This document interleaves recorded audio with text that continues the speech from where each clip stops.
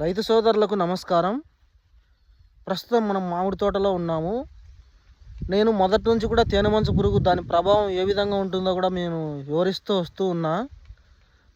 అది అటాక్ చేసినప్పుడు చివరిగా ఫలితం ఎలా ఉంటుందో ఇప్పుడు మీరు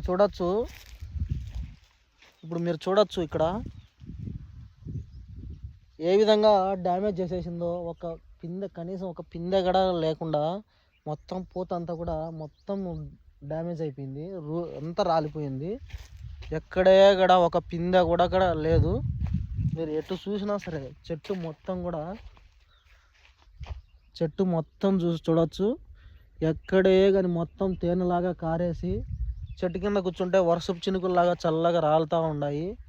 మొత్తం మసిలాగా పాము అయిపోయింది. ఎక్కడ చూసినా చూడొచ్చు పూత ఎక్కడే కానీ పిందె అనేదే లేదు.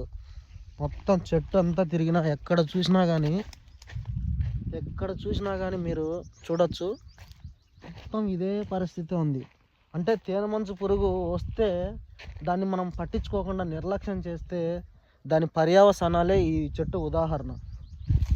ఎక్కడే కానీ పిందె లేదు, మొత్తం దుసిపోయింది. ఈ చెట్టు కూడా చూడొచ్చు, ఇది రసాల చెట్టు. ఎక్కడే కానీ పిందె అనేదే లేదు. ఇక్కడ చూడొచ్చు మొత్తం ఎంత ఎండిపోయింది. మొత్తం ఏ మాత్రం కూడా లేదు. తేనెమంచు పురుగు అటాక్ చేసిన తర్వాత దాని పర్యవసానం ఫైనల్ రిజల్ట్ ఇది. ఒక పిందె కూడా లేకుండా మొత్తం ఎండిపోయింది పూతంతా. ఎక్కడ ఒక పిందె లేదు. నిర్లక్ష్యం చేయొద్దని తేనెమంచు పురుగు ఉంటే ఇప్పుడైనా మీరు అందరూ తెలుసుకోవాలని కోరుతూ ప్రతి ఒక్కరికి ధన్యవాదాలు తెలియజేస్తున్నాను.